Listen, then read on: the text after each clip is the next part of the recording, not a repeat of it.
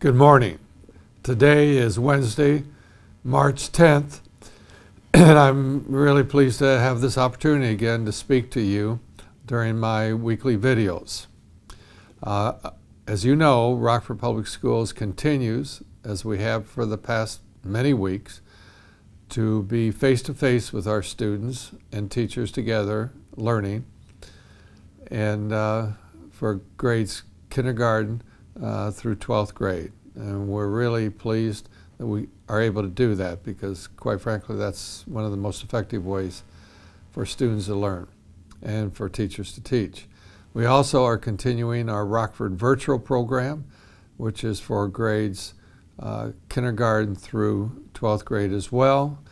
We have 850 students who are involved in that program, and we are finding that both students and teachers and families are pleased with the program.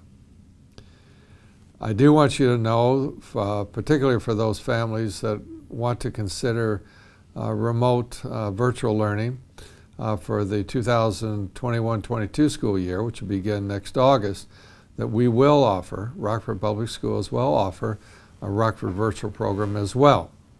And so I think there'll be certainly some families that will be interested in participating in that modality of teaching and learning. I want to once again say a big thank you to our Rockford Public Schools staff, to our students, to our parents, to our Board of Education, and to our community for the cooperation and the work that we've collaboratively done together to keep students safe and to keep learning in a positive, proactive way. It takes all of us together to make this happen, and I think we've done very well within the Rockford community and the Rockford Public Schools. So thank you.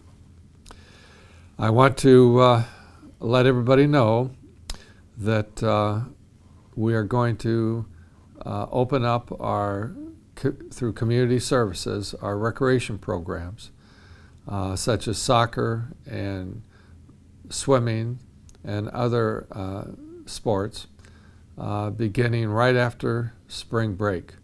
So when students and families return from spring break, we will be opening up our Rockford Community Services recreation programs.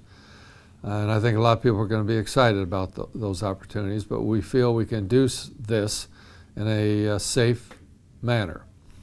Also, those families who are interested in our athletic camps that we offer in the summer will begin registration for those programs as well. And you can contact the Rockford Public Schools Community Services Department to receive information regarding those programs. I also want you to know that we have established May 25th, that's on a Tuesday, for high school graduation.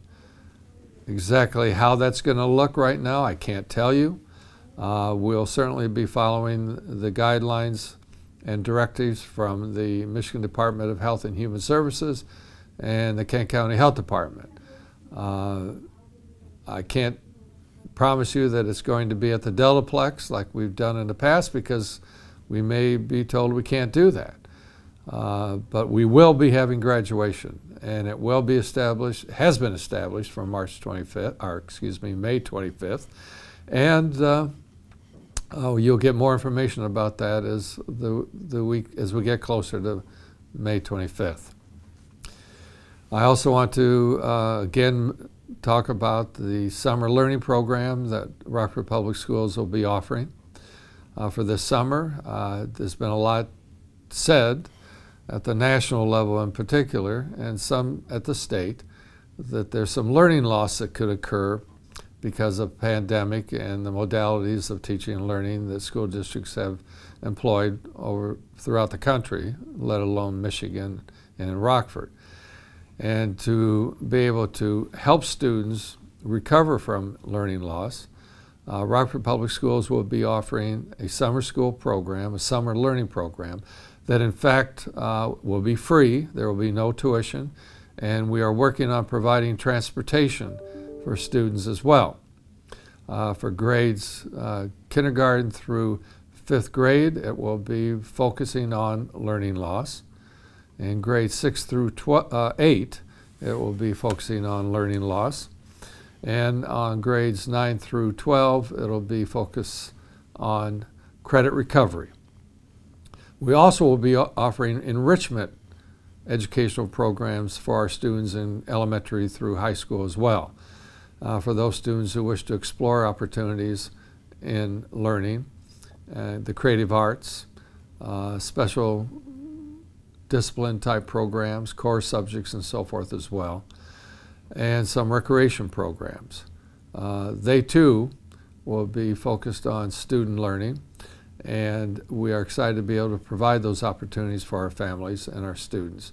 Once again, you can contact our Community Services Department to get more information, as well as our Instructional Department, which is chaired by Assistant Superintendent Michael Ram. But you'll receive, of course, more information in the next several weeks about those programs. But we're offering them. They'll be free of charge, and we'll be working on providing transportation as well for our families.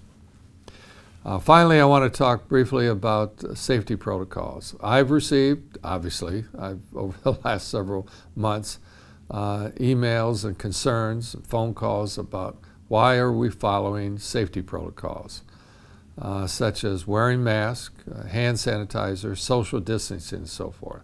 Well, you know what? The bottom line is we are directed to do so by our national CDC Health Department, our state health department, the Michigan Department of Health and Human Services, and our Kent County Health Department. And quite frankly, they are the experts. They are the people who study the science and who make recommendations based upon scientific information. And I can't just follow everybody's diverse recommendations. I mean, we'd be all over the waterfront. And we can't do that. We are listening to the experts in the field, including medical doctors, including nurses, including all the people that work within the scientific community and the medical community, that in fact wearing masks works. And we know that. Just for example, the rate of influenza across the world, let alone in Michigan, has radically dropped. And that just wasn't by accident. That was certainly by people wearing masks. So we know that those masks work. We also know that any business or public facility that you go into, you're going to be required to have a mask on. And there must be a reason for that. And of course, that reason is masks protect people. It may not be 100%, but it protects people from either contracting a communicable disease like COVID, or in fact potentially being a carrier of COVID and distributing it to other people. So we're going to continue to require masks. We're going to continue to require hand sanitizer and providing the product for that, and work as best we can for social distancing to protect our students, protect our staff, protect the public. And simply, it works. Those procedures, those protocols work.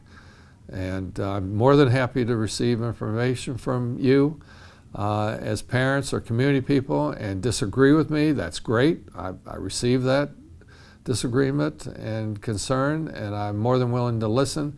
But we are following the science, and we're following the science from a specific source. Those are the health departments throughout the country, throughout Michigan, and certainly locally as well. So I thank you for your cooperation. And I thank you for the fact that you at least listen and cooperate with us, even with different opinions. Thank you. Well, that will conclude my presentation today. I look forward to talking to you next Wednesday on March 17th. And I hope you all stay safe and have a great week. Thank you.